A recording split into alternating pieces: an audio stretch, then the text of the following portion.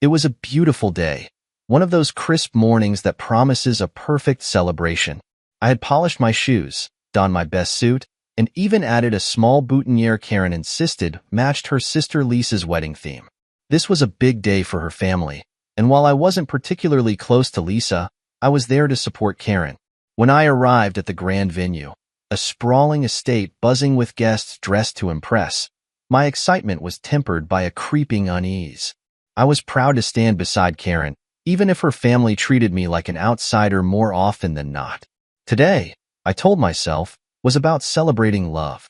I approached the entrance confidently, nodding to the security guard at the door as I handed over my invitation. He glanced at it, then at me, and frowned. "Your name isn't on the list," he said flatly. I blinked. "That can't be right. I'm Thomas Reed. I'm Karen's husband." The guard's face didn't change. "I'm sorry, sir. I can't let you in. You'll need to step aside." At first, I thought it was a mistake.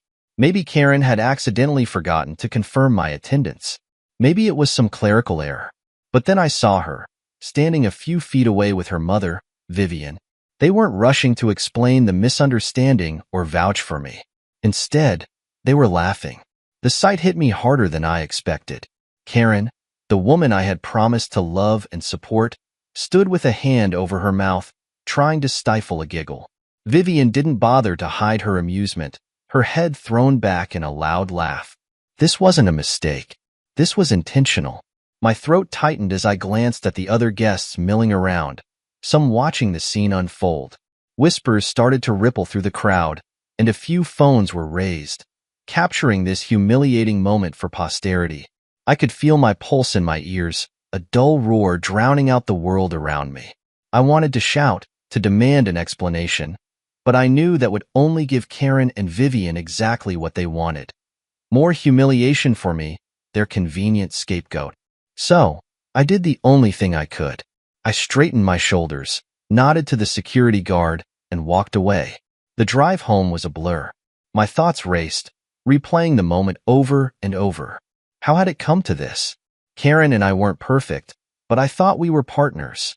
Yet, this felt like something deeper, a deliberate attempt to degrade me, to show me that in her world, I was expendable. I parked the car and sat in silence, staring at the dashboard. My reflection in the rearview mirror looked foreign, stoic on the outside, but beneath that calm facade, a storm was brewing. I had been ignored before, brushed aside at family gatherings, and treated like an accessory at social events. But this was different. This was public, calculated, and cruel. Later that evening, Karen came home, the faint scent of champagne and roses clinging to her. She didn't seem surprised to see me sitting on the couch. "You didn't stay for the ceremony?" she asked, feigning innocence. I looked at her, searching for any sign of remorse, but all I saw was indifference. "You knew I wasn't on the list," I said evenly. She shrugged, her tone dismissive. "Mom thought it would be best to keep things simple. Lisa wanted an exclusive guest list. You understand, right?" I didn't respond. What was there to say? That night, as Karen slept soundly beside me, I lay awake, staring at the ceiling. The laughter, the whispers, the humiliation. It all replayed in my mind like a cruel loop. Something had shifted. This wasn't just about the wedding. It was about respect. Respect I realized Karen and her family had never truly given me. I promised myself that I wouldn't forget this moment. It wasn't just a rejection from a wedding. It was a rejection of me as a person, as a partner. And while I didn't know it yet, this was the beginning of the end. The days after Lisa's wedding were a haze of frustration and reflection. The humiliation I endured at the hands of Karen and her mother, Vivian, replayed in my mind constantly. But instead of an apology, Karen carried on as though nothing had happened. In fact, it seemed like the wedding had only added fuel to her social media frenzy. My wife was obsessed with curating an image of perfection, a glamorous, enviable lifestyle that was far removed from reality. Karen's days were consumed with uploading perfectly staged photos, showcasing high-end restaurants, designer clothes, and luxury events. Meanwhile, I was working long hours as a project manager, building a stable, honest career. I didn't mind that Karen came from a wealthier background, or that her family enjoyed luxuries I never could. What stung was her complete disregard for the sacrifices I made to support her lifestyle. I'd often come home from work to find her lounging in the living room, scrolling through her phone, her laptop open with online shopping tabs. Packages arrived daily, each one containing something new and expensive: shoes, handbags, jewelry. I'd ask, "How was your day?" She'd wave me off, barely looking up. "Fine." Lisa and I went shopping. Every conversation felt like a transaction, devoid of any real connection.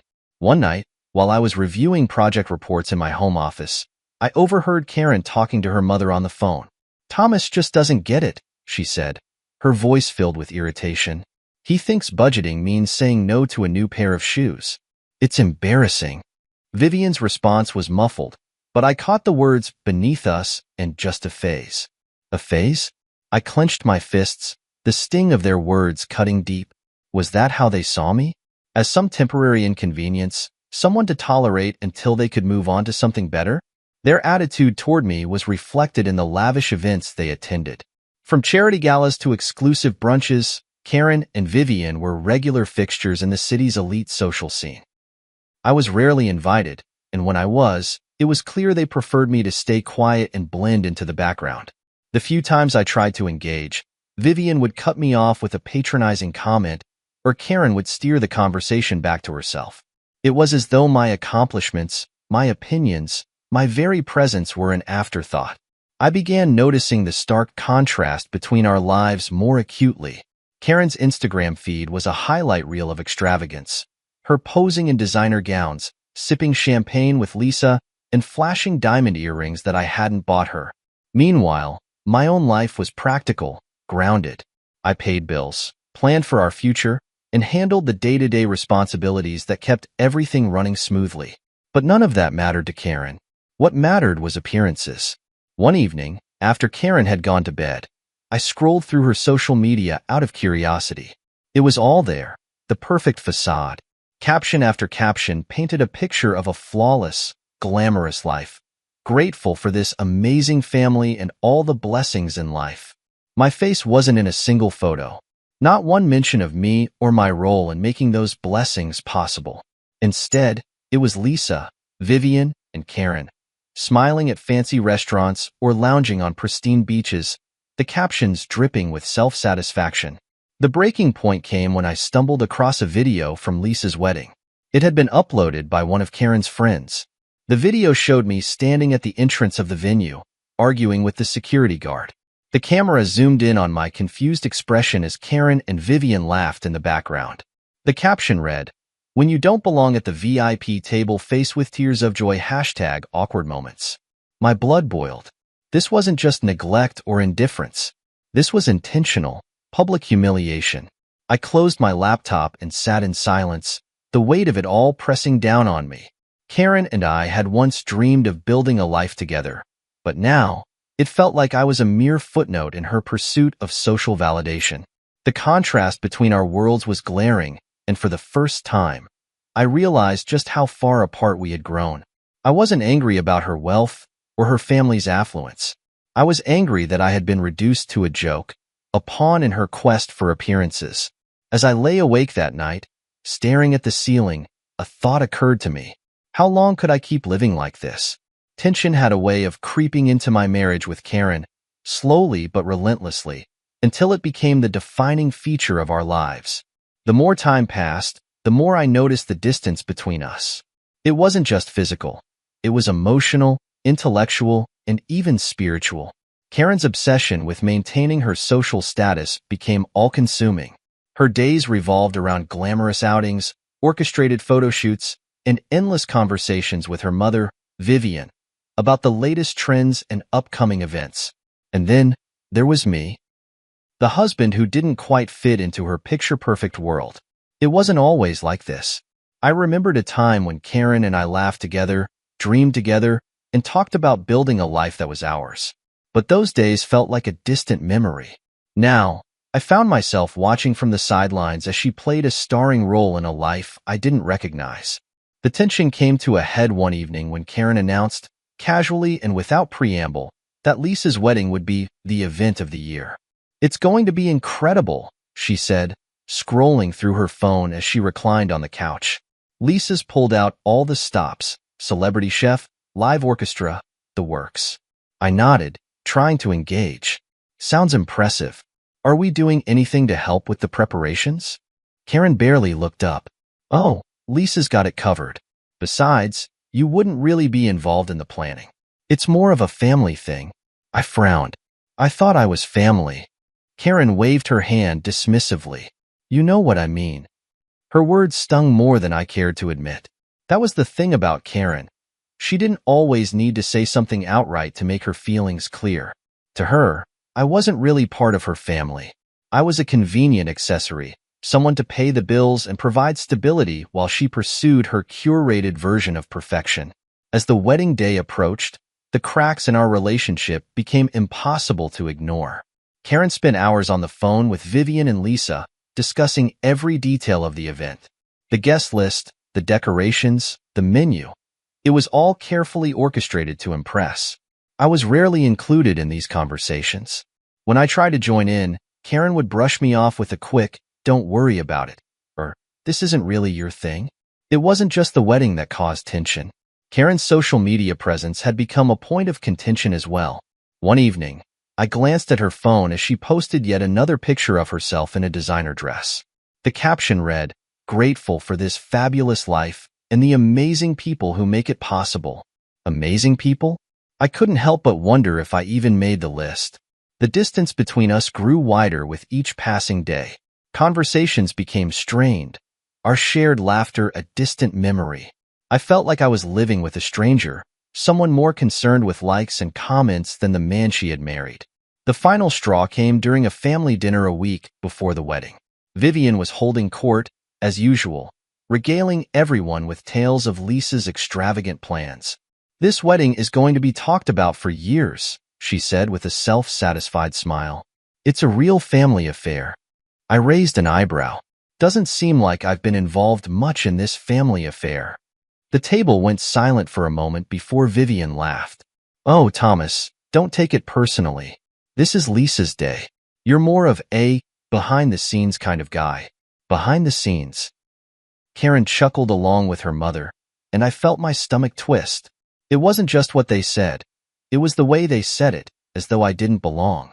That night, Karen and I argued for the first time in months. "Why do you let them treat me like this?" I demanded, my voice shaking with frustration. "Like what?" Karen shot back. "They don't mean anything by it. You're just overreacting." "Overreacting?"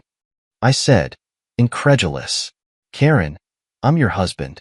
I should feel like I'm part of your life, not some outsider." She sighed, exasperated. "You're making this into a bigger deal than it needs to be. Can't you just let it go?" Let it go. I didn't say anything else that night. What was the point? Karen had made it clear where her priorities lay, and I wasn't one of them.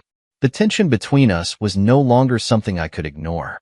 It had become the defining feature of our marriage, a constant, unspoken presence that colored every interaction. And as Lisa's wedding drew closer, I couldn't shake the feeling that things were about to reach a breaking point. The day of Lisa's wedding had finally arrived. It was all anyone in Karen's family could talk about for weeks. The high-profile guest list, the glamorous venue, the endless luxuries that only someone with Vivian's influence could orchestrate. For Karen, this was more than a family celebration. It was a chance to flaunt her status, to step into the spotlight and bask in the admiration of the elite. For me, it was something entirely different. I dressed carefully that morning, pulling on the tailored suit Karen had picked out for me months earlier. The memory stung now, as I realized it was more about how I'd look in photos than any actual consideration for me. Karen was already gone by the time I finished getting ready. She left early to help Lisa with last-minute preparations, though help likely meant sipping champagne and posing for pre-ceremony pictures. I followed behind in my car, my nerves building with each mile. After the tension of the past few weeks, I hoped that being present at the wedding might help bridge the growing gap between Karen and me. When I arrived at the venue, it was every bit as opulent as expected. A sprawling estate with manicured gardens, fountains glistening in the sunlight, and valets darting between luxury cars. Guests in designer dresses and tailored suits milled about, their laughter and chatter filling the air. I approached the entrance, where a stern-looking security guard stood with a clipboard. "Name?" he asked curtly. "Thomas Reed," I replied, offering a polite smile. The guard scanned his list, his brow furrowing. "You're not on here." For a moment, I thought he must have made a mistake. "That can't be right," I said. "I'm Karen's husband. I was invited." The guard's expression didn't change. "Your name isn't on the list. I can't let you in." I glanced around, searching for Karen or anyone who might vouch for me. That's when I saw them. Karen and Vivian standing a few yards away, watching the exchange with thinly veiled amusement. Karen turned to her mother and said something, and they both laughed. My stomach dropped. This wasn't a mistake. This was intentional. I tried to reason with the guard one last time. "Please, can you check again? This has to be an error." But his tone remained firm. "I'm sorry, sir. You need to step aside." As I moved away from the entrance, the reality of the situation hit me like a punch to the gut. Karen and Vivian had orchestrated this humiliation, reducing me to a spectacle for their amusement. To make matters worse, I noticed several guests looking in my direction, their whispers and sidelong glances making my humiliation complete. My phone buzzed in my pocket, a notification from social media. Curious and dreading it at the same time, I opened the app to find a live stream. The video was clear. Me standing awkwardly at the entrance, the guard denying me entry, and Karen in the background, laughing. The caption read, "When you don't make the VIP list. Face with tears of joy #awkward husband moments." My heart raced as I stared at the screen, my face heating with anger and shame. They hadn't just humiliated me in front of their friends and family. They had broadcasted it to the world. I turned and walked back to my car, each step heavier than the last. My hands gripped the steering wheel tightly as I drove away, my mind swirling with a mix of anger, sadness, and disbelief. How had it come to this? How had I gone from being Karen's partner, her confidant, to the butt of her jokes? That evening, Karen came home late, still glowing from the success of the event. "Why did you leave?" she asked casually, as though nothing had happened. "You know why," I replied, my voice colder than I intended. She shrugged, completely unfazed. "It's just a bit of fun, Thomas. Don't take everything so seriously." I stared at her, searching for some trace of guilt or remorse, but there was none. She didn't care. Not about the humiliation, not about my feelings, not about us. That night, I lay awake, replaying the day's events in my mind. The laughter, the whispers, the live stream. It all felt like a cruel joke at my expense. But more than that, it felt like a turning point. This wasn't just about the wedding. It was about respect, or rather, the lack of it. Karen and her family had shown me exactly how they saw me, and it was a truth I couldn't ignore.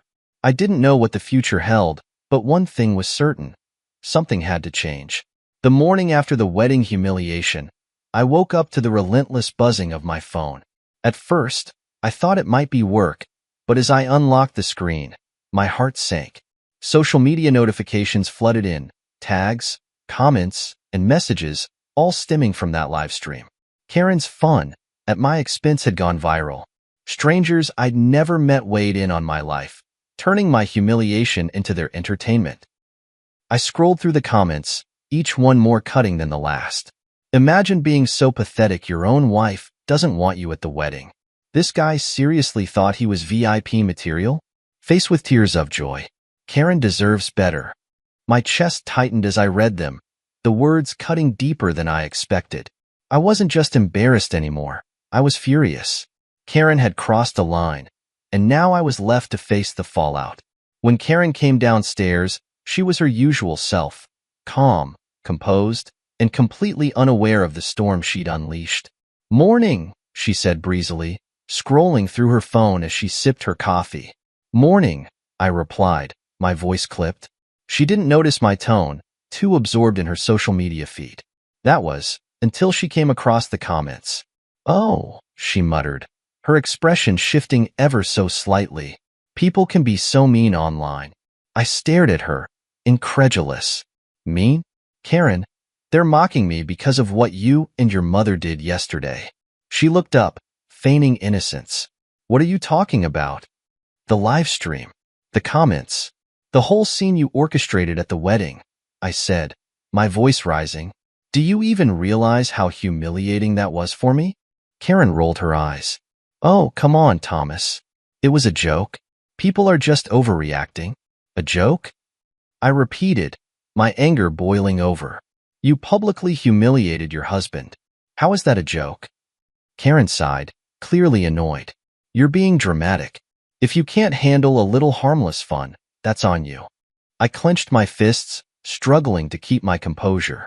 It was clear Karen didn't see, or didn't care about, the damage she had done. Harmless fun, I said, my voice steady but cold. You've turned me into a joke, Karen, and now I'm the one who has to deal with the fallout.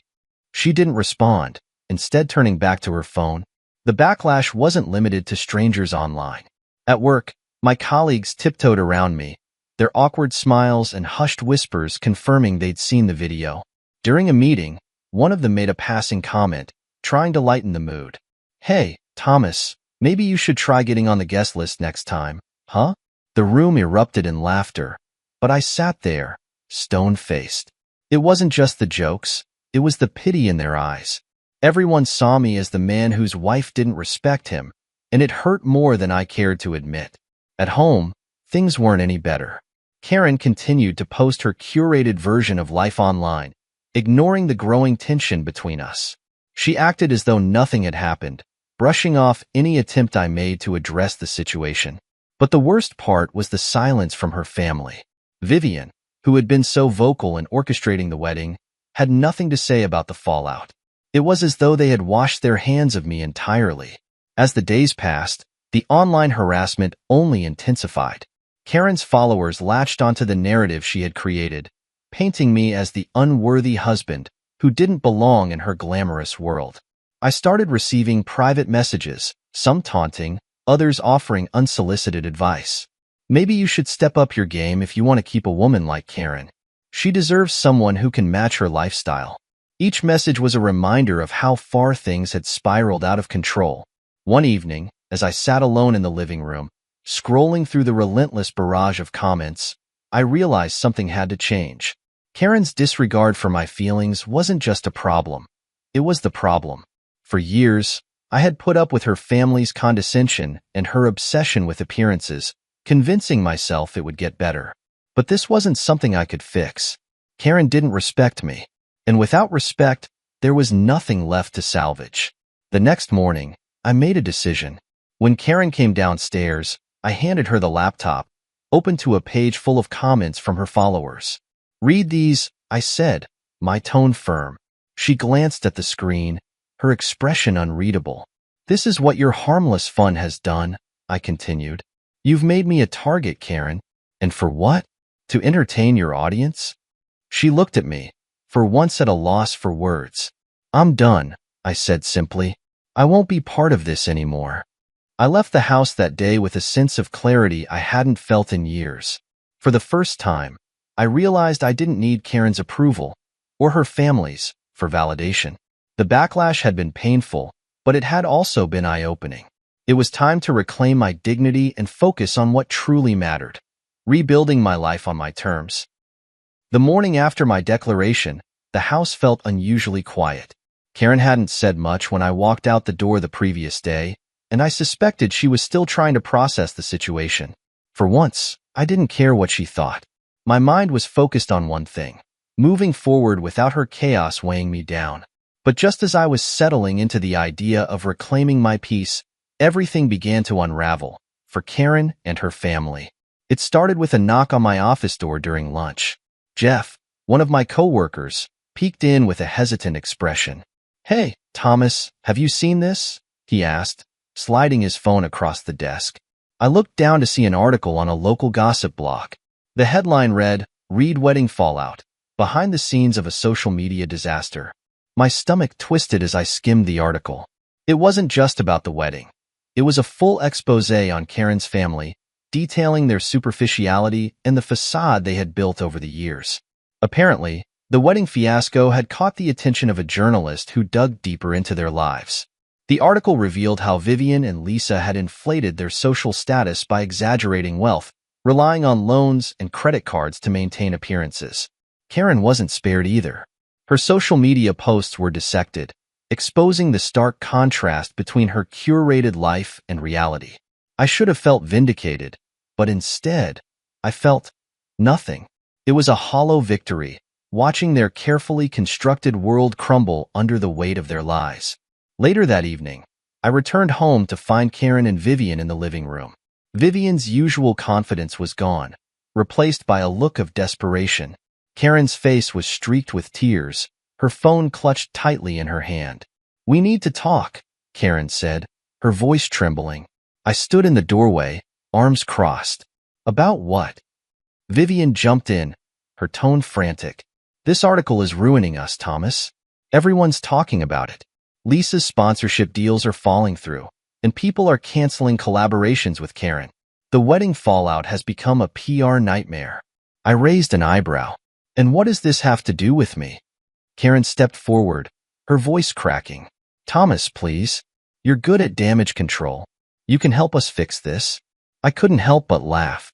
"Fix this? Karen, you and your family have spent years treating me like an afterthought. You humiliated me in front of your friends, your family, and the entire internet. And now you want my help?" Vivian interjected, her tone sharp. "We didn't mean for it to go this far. It was all just miscommunication." "Miscommunication?" I repeated, my voice rising. "You orchestrated my public humiliation. That wasn't a miscommunication. It was deliberate." Karen broke down, tears streaming down her face. "I made a mistake, okay? I didn't think it would end like this. I didn't think."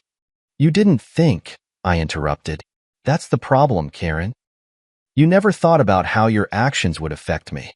And now that your perfect little world is falling apart, you expect me to clean up your mess." She opened her mouth to respond but stopped, realizing there was nothing she could say to justify her actions. The fallout extended beyond their social circles. Vivian revealed that creditors were calling, demanding repayment for the loans used to fund Lisa's extravagant wedding. The vendors were threatening lawsuits after not receiving full payment. "Thomas," Vivian pleaded, "you have connections. You could talk to them, negotiate something." I shook my head. "No, Vivian. You and your family made this mess, and you'll have to deal with the consequences. I'm done being the person you walk all over whenever it's convenient." The desperation in the room was palpable. Karen looked at me, her expression a mix of regret and helplessness. "I'll do better," she said softly. "I'll make this right. Please, just don't give up on us." I stared at her, searching for sincerity in her words. But all I saw was someone grasping at straws, trying to salvage a life that had already fallen apart. "I gave you everything, Karen," I said, my voice steady. "My support, my loyalty, my love. And you threw it all away. I'm not giving up on us. You already did." That night, I packed a small bag and left the house. I didn't slam the door or make a scene. I simply walked away, leaving Karen and Vivian to deal with the wreckage they had created. As I drove to a hotel, I felt an overwhelming sense of relief. For the first time in years, I wasn't weighed down by their expectations or their toxic behavior. The fallout from the wedding had exposed the truth about Karen and her family, and it was clear they were more concerned with saving face than making amends. But I wasn't their scapegoat anymore. I thought I had seen the worst of it. The humiliation at the wedding, the social media fallout, and Karen's hollow apologies were enough to make me believe that nothing else could shock me. But as I moved forward, trying to put distance between myself and her family's chaos, I stumbled upon truths that made everything I'd endured seem like the tip of the iceberg. It started with an unexpected phone call. "Thomas," a voice said hesitantly, "this is Melissa, Lisa's former event planner." I frowned. "Former?" "Yes," she sighed. "I resigned after the wedding fiasco, but I wanted to reach out because, well, you deserve to know what really went on behind the scenes." I gripped the phone tighter. "Go on." Melissa proceeded to unravel a tangled web of deceit and manipulation. She told me about the lavish expenses for Lisa's wedding, expenses that Karen and Vivian had justified as necessary to maintain their image. But what struck me most was how these expenses were funded. The money didn't come from Vivian, Melissa revealed. Karen borrowed against your joint accounts. She didn't tell you? My stomach churned.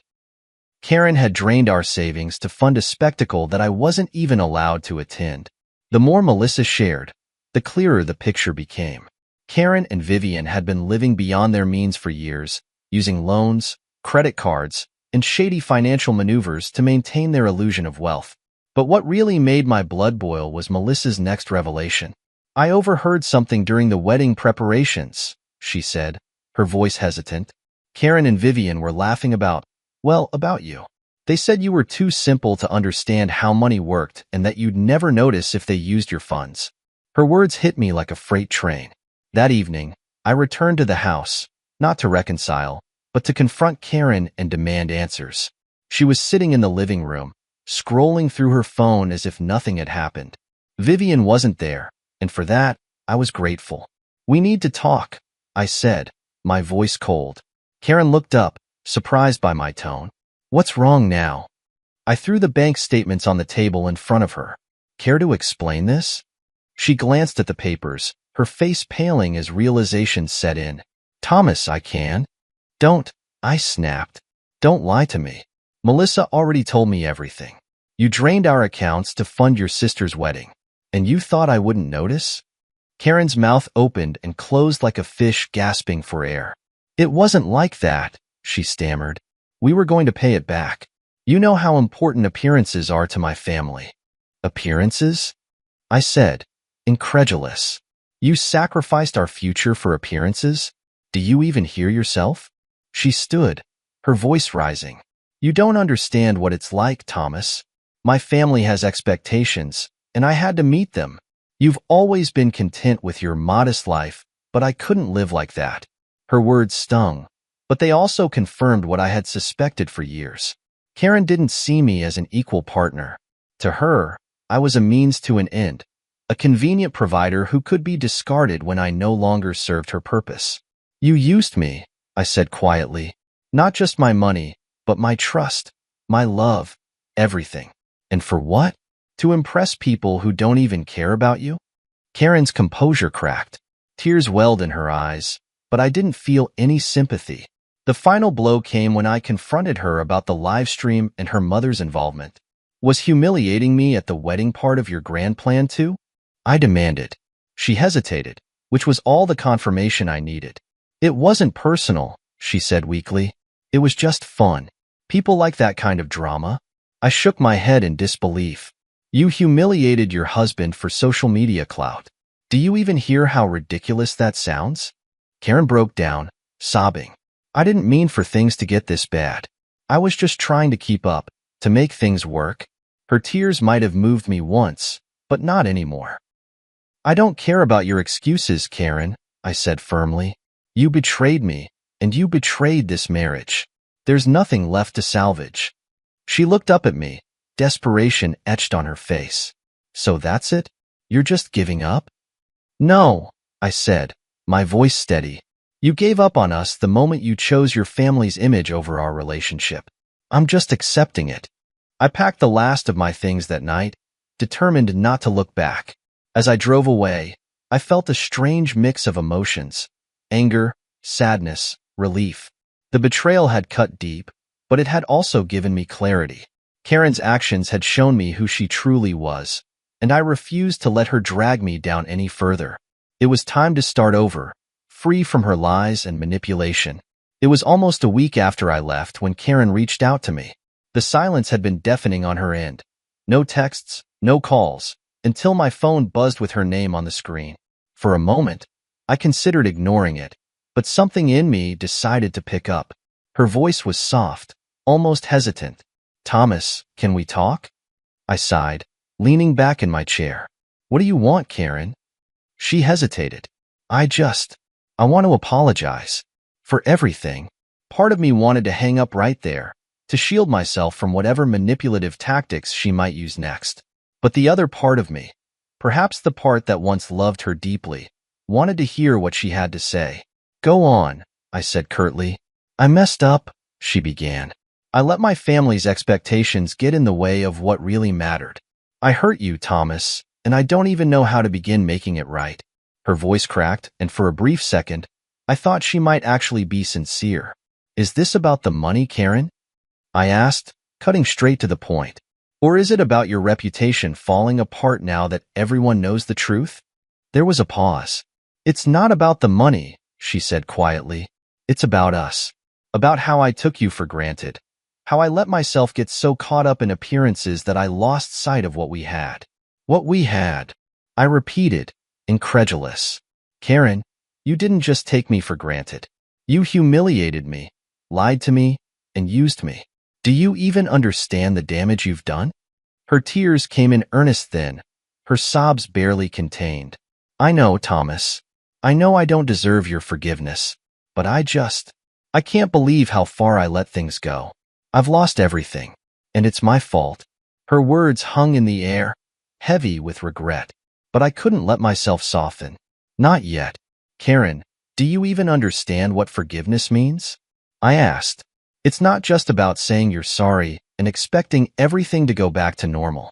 It's about taking responsibility for your actions, about actually making changes. And from where I'm standing, all I see is someone who's sorry because they got caught.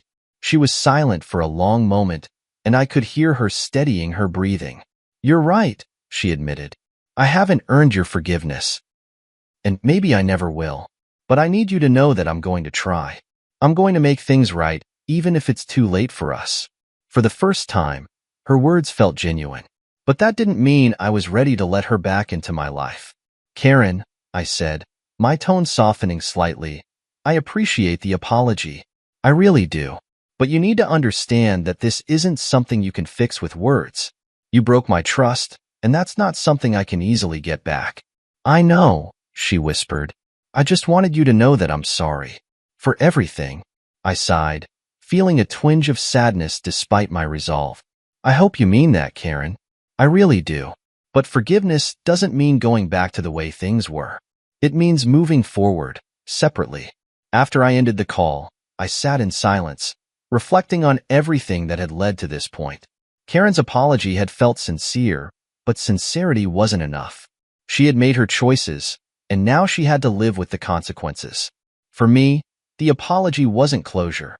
It was confirmation that walking away had been the right decision. That night, I slept more peacefully than I had in months. Karen's apology, while appreciated, didn't change the fact that I had a new life to build. A life free from manipulation, humiliation, and toxic relationships. And for the first time in a long time, I felt hopeful about the future. The day after Karen's apology, I felt a strange sense of peace.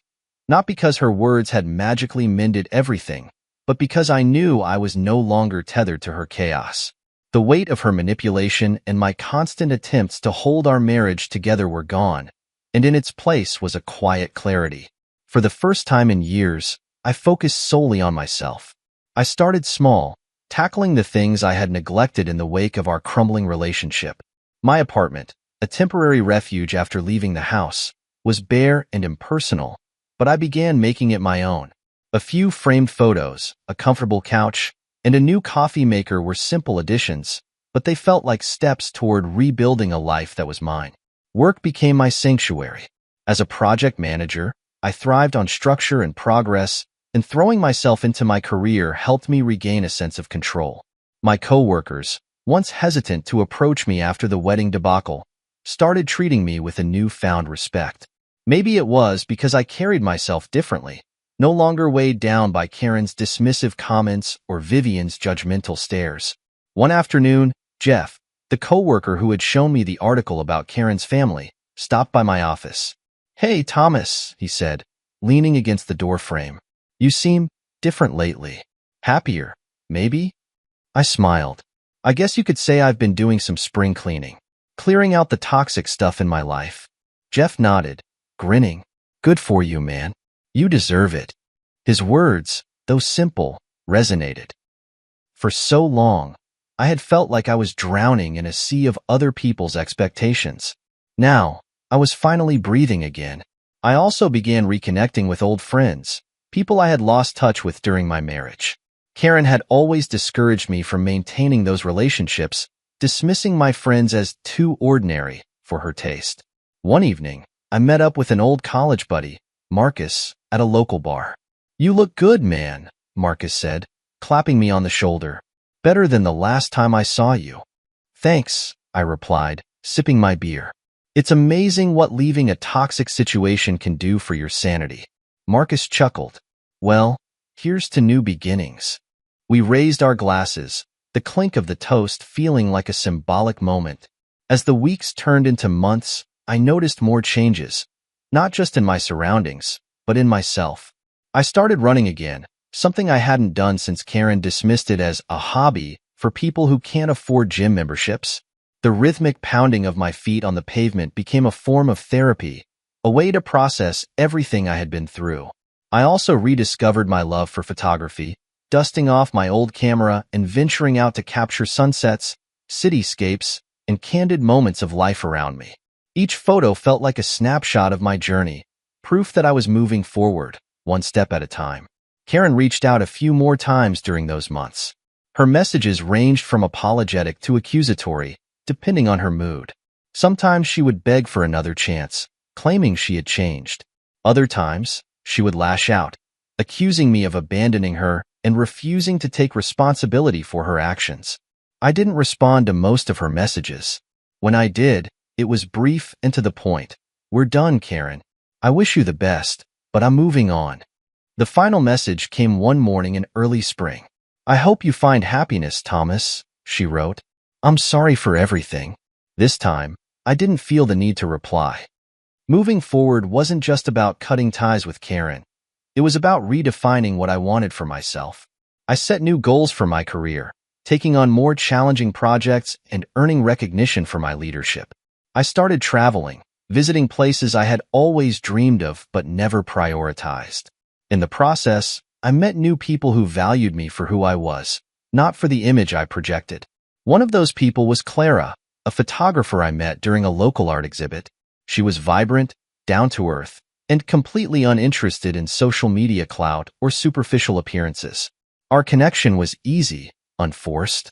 Over coffee one evening, she asked me about my past. I hesitated, unsure how much to share, but her genuine curiosity made me feel safe. "I've been through some interesting times," I said, smiling wryly. She laughed. "Haven't we all? The important thing is where you are now." Where I was now, I realized, was a far cry from where I had been. That night, as I stood on my apartment balcony, looking out at the city lights, I felt a sense of contentment I hadn't experienced in years. Karen and her family had once dominated my life, their expectations and judgments shaping every decision I made. But now, they were just a chapter in my story, a chapter that had taught me valuable lessons about self-worth and resilience. Moving forward didn't mean forgetting the past. It meant learning from it, growing stronger because of it, and using those lessons to build a future that was truly mine. Months had passed since I walked away from Karen and the life we had built, or rather, the life I had sacrificed to maintain while she focused on appearances. In that time, I had discovered a sense of freedom and peace that felt almost foreign after years of living under the shadow of her family's expectations. This wasn't just a new chapter. It was an entirely new book.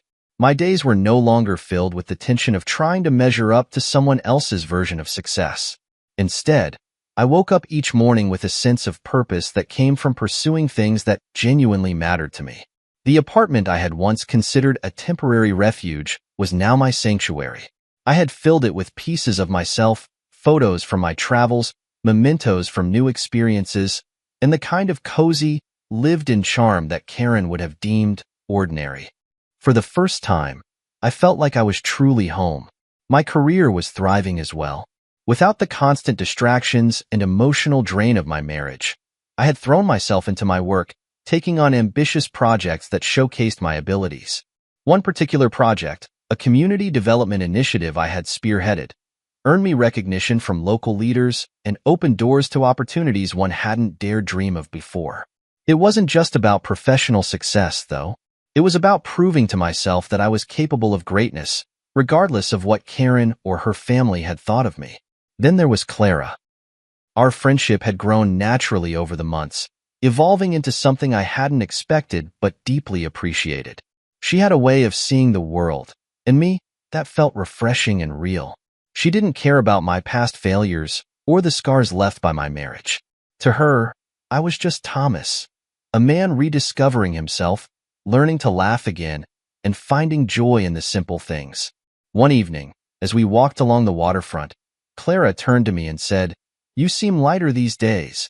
Happier." I smiled, feeling the truth of her words. "I think I finally am." Karen had reached out a few more times since her final apology, but I never responded. It wasn't out of anger or bitterness. I had simply moved on. Forgiveness didn't mean reconciliation, and closure didn't require a conversation. I had given her enough of my time, my energy, and my heart. It was time to reserve those things for myself and the people who truly valued them. One afternoon, I found myself scrolling through an online article about Lisa's wedding fallout. The headline read, "The Rise and Fall of Social Media's Perfect Family." It was a thorough exposé detailing the financial ruin, reputational damage, and personal struggles that had followed the wedding debacle. Karen's name was mentioned briefly, her image reduced to a footnote in her family's public implosion. I closed the tab, feeling no sense of schadenfreude, just a quiet relief that I was no longer part of their story. The true turning point came on a sunny Saturday morning. I was sitting on my balcony, sipping coffee and flipping through a travel magazine, when a thought struck me. I was free. Truly, completely free. I could go anywhere, do anything, and build a life that was entirely my own. That realization was both exhilarating and humbling. Over the next few weeks, I began planning a trip, a journey that would take me to places I had always dreamed of visiting but never prioritized. Clara, ever the adventurer, offered to join me for part of it, and I eagerly accepted.